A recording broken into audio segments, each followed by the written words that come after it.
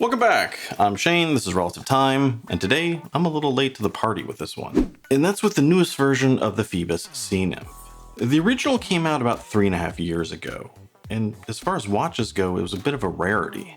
The vast majority of divers out there are at least 40mm and geared towards men. And this is especially true after Seiko killed off the SKX-013. But where the Sea Nymph stands out is that it's a smaller diver marketed towards women. Although there's nothing saying that men who like slimmer watches also can't enjoy it. Either way, it's back, and this time Phoibos has added a couple of upgrades, which includes an automatic movement, mother of pearl dial, and a metal bracelet.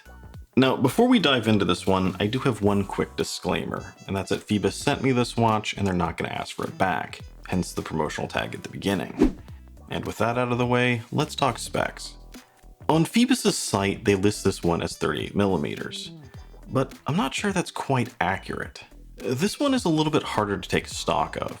If I take the bracelet off and measure from the 12 to the 6, it's actually 35.7. Yet if I go across from the 9 to the 3, it's 39.2 including the crown. And the bezel itself, which sticks out just a bit from the case, is 38.6. Bottom line, they say it's a 38, but I think it's closer to a 36. And in a lot of ways, it's more in line with the original Sea Nymph, which was 35. Either way, lug to lug is a shorter 44, and it has a total thickness of 14mm. So it's small and a tad thick, but that does include a very detailed case back, as well as a double dome sapphire with AR. You're also looking at an 18mm lug width, just in case you want to try different straps. As well as it has a decent weight of 120 to 130 grams, just depending on how you size the bracelet. And all of this is then powered by a Seiko NH35A. On my 7.25 inch wrist, I thought it felt a little small, at least for my taste, but I do have to say it was fairly comfortable. And despite that smaller feel, it still had quite a presence. Partially due to the very eye-catching mother of pearl dial, as well as that bezel that sticks out. So while it feels like a 36mm, I think it looks more like a 38 on the wrist. Although, since I'm not exactly the target audience for this one, I did give it to my wife to wear as well. And one thing that surprised me was how much she actually liked it on the bracelet. I gave it to her to try with the bracelet, but I actually had a strap all ready to swap out because I thought she would think it was too heavy. But surprised me, she actually liked it and wanted to keep it on that bracelet. The case is made of 316L stainless, and overall it's a fairly straightforward design. It's a decent finish that's entirely brushed, and for the most part, it just winds up playing a supporting role to the dial and bezel. To the right, there's a set of blocky crown guards that are nesting the signed screw-down crown. Its smaller stature is perfectly proportioned to the Sea Nymph size, but if you do have bigger fingers, you might have a harder time unscrewing and using it. Most people, though, shouldn't have an issue. Flipping the watch over, we can see the detailed case back, which shares the same design as the original, but here there's even more detail added to it. Back to the front, we have the bezel, which has a blasted stainless insert containing a timing arrangement, which I think gives it a more traditional and honestly sophisticated look than the original, with its flat brush 12-hour setup. One of the unique features is this wavy knurled pattern on the outer edge of the bezel. And do note that the wavy pattern has switched directions between the two versions, and this is a huge improvement from the original. On the first version, your fingers wound up riding that top of the wave and sliding down, and that made it really hard to get a good grip and turn. Whereas here, your fingers actually sit in between the valleys of the waves, so you wind up pushing against the back wall of the wave, making it much easier to turn and use. Now, as you might expect, it's 120 click, unidirectional, and has a great clicky action, so pretty much a perfect diving bezel. Let's move on to the dial, and this is where things get interesting. The overall design is very similar to the original, with these very aggressive diamond, or maybe they're dagger-shaped indices. They're applied and sit on top of this swirling dial, kind of reminiscent of a nautilus shell. However, the new version has been updated with a mother of pearl dial, and that does change things up a bit. Since the mother of pearl material can shift depending on the light and the angle, it's kind of hard to predict what each colorway will look like in person. Currently there are 5 different colorways, with this one being the mint green. Although, as you can see, it's not very green. It's a very light and subtle application of that color. giving this one a very translucent and maybe outer-worldly coloring at times. And to be honest, I think it's kind of an odd coloring, but my wife saw it and really liked it. And since she's more of the target audience, her opinion probably matters more here. Beyond that coloring though, this dial is one where what you see is really what you get. The wavy pattern adds some very visually interesting elements into what is otherwise a very straightforward and clean design. The indices are nicely defined, giving the watch some depth, as well as the white luminous paint has just enough contrast from the dial to stand out.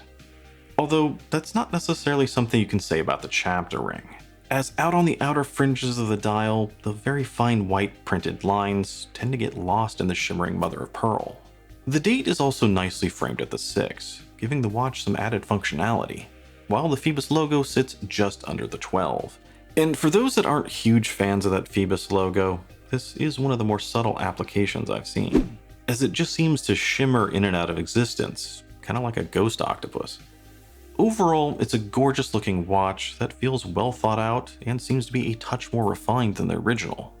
Now, remember that this is a watch that is marketed towards women, but if you're a man and you're looking at this wishing for some non-mother of pearl dials or maybe some more color neutral colorways, then go check out the Phoibos Voyager line. That's one that sort of evolved from the original Sea Nymph for exactly that reason. As for the LUME, well, it's initially nice and bright, with those pointed indices looking particularly cool. However, it does start to waver in the longevity test.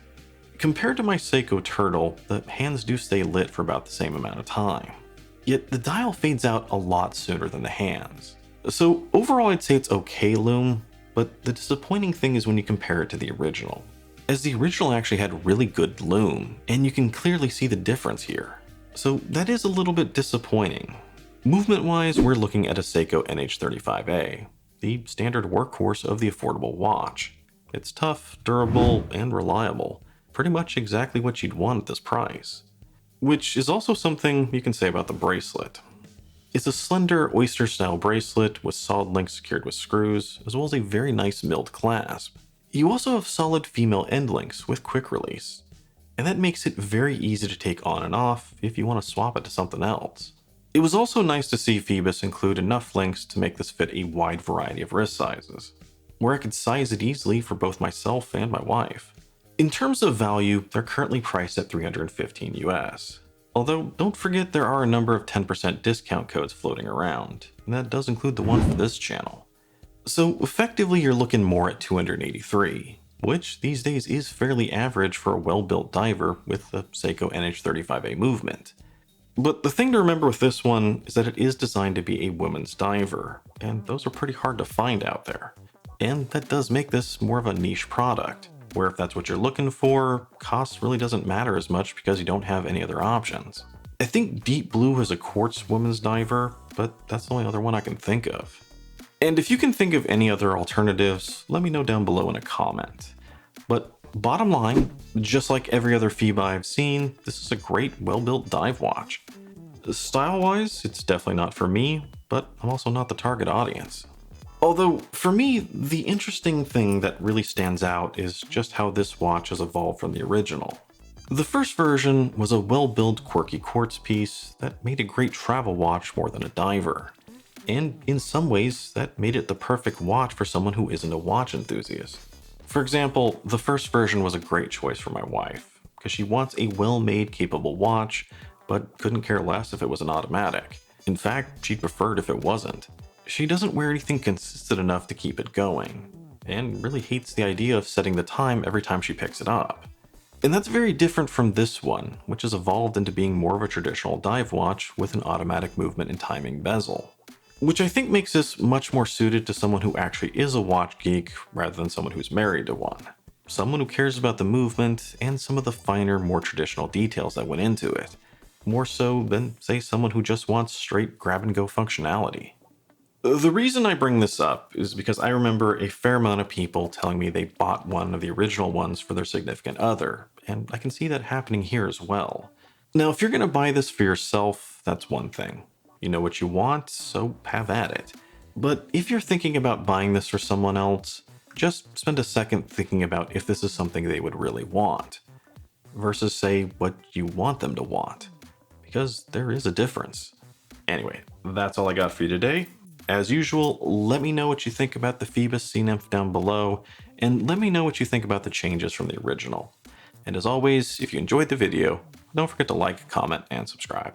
I'm Shane, this is Relative Time. See you next time.